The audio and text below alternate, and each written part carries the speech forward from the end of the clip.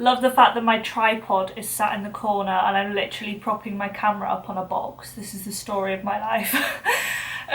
Good morning, good evening, good afternoon guys, and welcome back to my channel. I hope you're having a beautiful day. The sun's shining and we're in Scotland. Can you believe it? I know. And I'm having a great day, but I wanted to start a new series about mental health, and I've been doing a little bit of research lately into nutrition and how it affects your mental health. So I thought I would start a series called Mental Health Mondays. I know it's very stereotypical and I know that a lot of people do it, but I feel like I know a lot about mental health and I talk a lot about mental health and I'm learning a lot about mental health. So I feel like it's important for me to share that with you guys, and then you guys can share stuff with me, and I thought it would be a good community-based thing to do and share my kind of experiences and what I'm learning. So I thought that we would kick off this series with a diet and depression talk. So I've literally just called it that because it's D&D. But yeah, I'm going to go into the links between mental health and nutrition. So without further ado, let's go with the intro.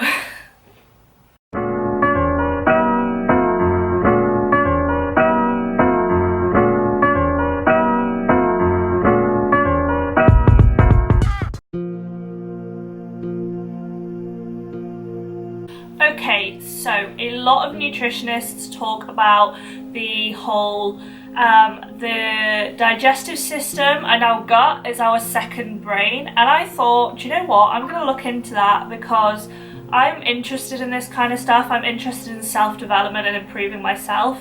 So, and also I have been eating pretty badly lately.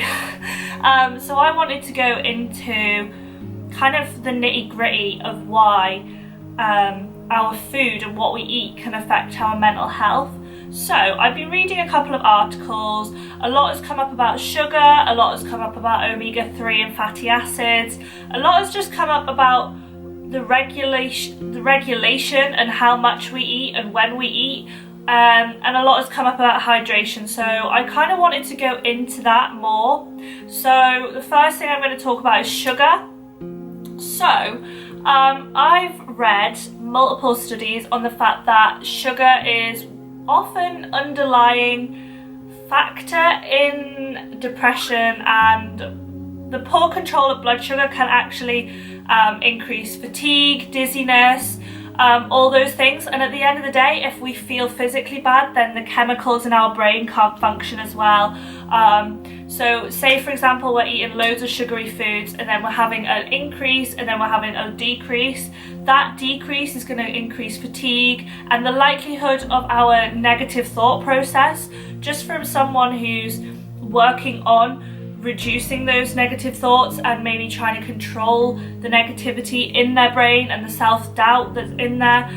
If we're feeling fatigued and low physically, it's actually really hard to combat that, and I know I've experienced that myself, because say for example I'm working hard at the training and I'm working so hard that I'm actually just like, whoa, I'm fatigued. I actually find it harder to keep myself positive and combat negativity and things like that. So I actually found it really interesting to see the whole science behind blood sugar levels and our mental health. Also, if our blood sugar levels are low, our hormone synthesis isn't going to be as high, and we're not going to be able to process the happy hormones like serotonin and things like that. And at the end of the day, other hormones are going to kick in. Plus, sugar is really addictive, and addictive tendencies can also be a bad thing for our mental health. Alongside this, just eating is not a solution to how you're feeling, and often we can find ourselves eating loads of sugar. So I found it really interesting to look into sugar and how it affects our mental health. I then was like, right, okay, well, which sugars? So obviously our natural sugars are the best thing. So like our fruit, a lot of people are saying, oh, we shouldn't be eating fruit because there's sugar in it. Well, that's a whole load of crap, because We need fruit, we need the vitamins in it, and if we're getting the vitamins, that's also helping elsewhere with synthesization in our body, and we can produce things much more effectively. And if we're physically well, then chances are it's a lot easier to look after our mental health. A lot of the time, if we're physically unwell, it's very hard to look after our mental health, because physical is more, I want to say more stable, but I don't know if that's the right choice of words. So I've just got my laptop so that I can read you a bit of one of the studies that I actually really found really interesting. So it'll be linked below for anybody who wants to go read it, because I definitely recommend it. But it says, one of the world's experts on blood sugar, Professor Gerald Raven from Stanford University, estimates that 25% of normal non-obese people have an insulin resistance. Since the brain depends on an even supply of glucose, it is no surprise to find that sugar has been implicated in aggressive behaviour, anxiety, hyperactivity and attention deficit, depression, eating disorders, fatigue and learning difficulties. So it says there that even in non-obese people, 25% of people have insulin resistance, which means that we're eating far too much sugar and our body really can't cope.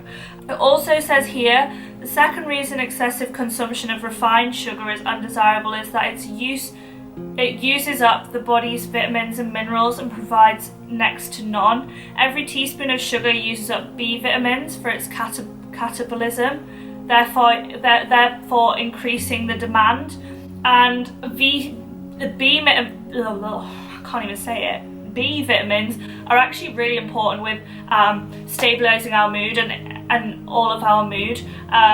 They're kind of the vitamins which kind of drive the brain.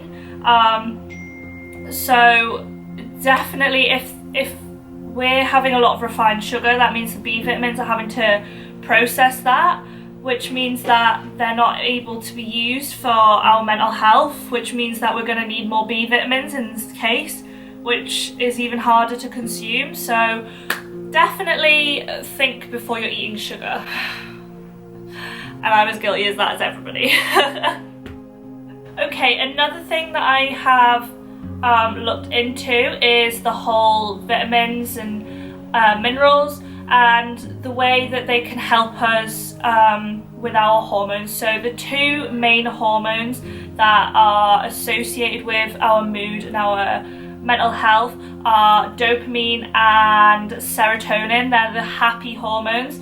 So I actually looked into the whole science behind it, and I'm on my laptop again because I cannot remember these fancy names. So tryptophan converts to 5-HTP, which converts to serotonin. So these are these conversions, and also phenylalanine converts to tyrosine, which converts to dopamine. And what it says here is that B vitamins, vitamin B, vitamin C and zinc help these conversions, and also omega-3 fatty acids improve neurotransmitter reception. So what that means in layman's terms means vitamin B, vitamin C and zinc and omega-3 are the things that we need to be careful of in our diet. So omega-3, basically fish, cod liver oil, improve our neurotransmitter reception, which actually helps us synthesize more serotonin and more dopamine, as well as any other hormones in our body.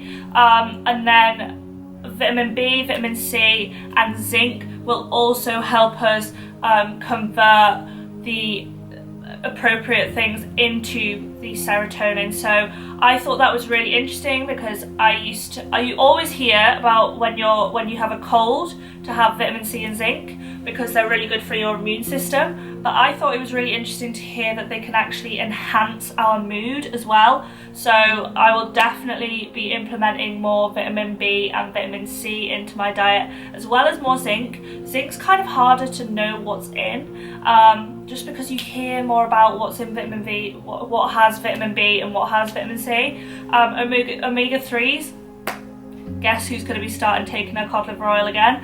I'm not very good at taking my cod liver oil. It's probably been sat, not used for quite a while now, but you guys, I'm telling you guys that I'm going to eat a bit more. I'm going to be more religious with it, and you guys are going to hold me accountable for that. Okay, so obviously with the whole omega-3 thing, I kind of wanted to look more into this, and in the same study that I was talking about before, it actually goes into these mood boosting fats. There's actually a whole section on it, so I'm just going to read you a bit from it. According to Dr. J.R. Hibben, whoever you are, who discovered that fish eaters are less prone to depression, it's like building more serotonin factories instead of just increasing the efficiency of the serotonin you have. So in terms of this, you can have the most efficient factory ever, but if you've only got one, it's not going to produce as much as if you've got, say, 4. So I think that omega-3 is really important to supplement into our diet, especially for our mental health, which is really interesting because I've only ever heard of the physical benefits of omega-3, and obviously there are a lot of benefits into omega-3 and our physical, like our whole body, but I didn't realize how much there was in our brain. So yeah, this is the kind of thing I've been looking into, and I hope you guys found it useful. I thought it would be helpful to share with you guys what I'm learning. I am always trying to learn about this kind of thing, and I hear a lot that it's our second brain, our gut is our second brain, and I just kind of wanted to be like, right, okay, is there any science behind that? So if you like these Mental Health Monday, the idea of Mental Health Monday, and you like this video, please give this video a thumbs up, because it really tells me that you guys enjoyed it. Also leave a comment below if you enjoyed this and what you would like to see from a Mental Health Monday point of view. Also, click the subscribe button to join the family and ring the bell to get notified whenever I post a new video, and follow me on Instagram because I might put out a mental health questionnaire on my Insta story if you guys like this Mental Health Monday. So thank you so much for watching, guys. I love you lots. I hope you have a beautiful day, and remember to live, laugh and love.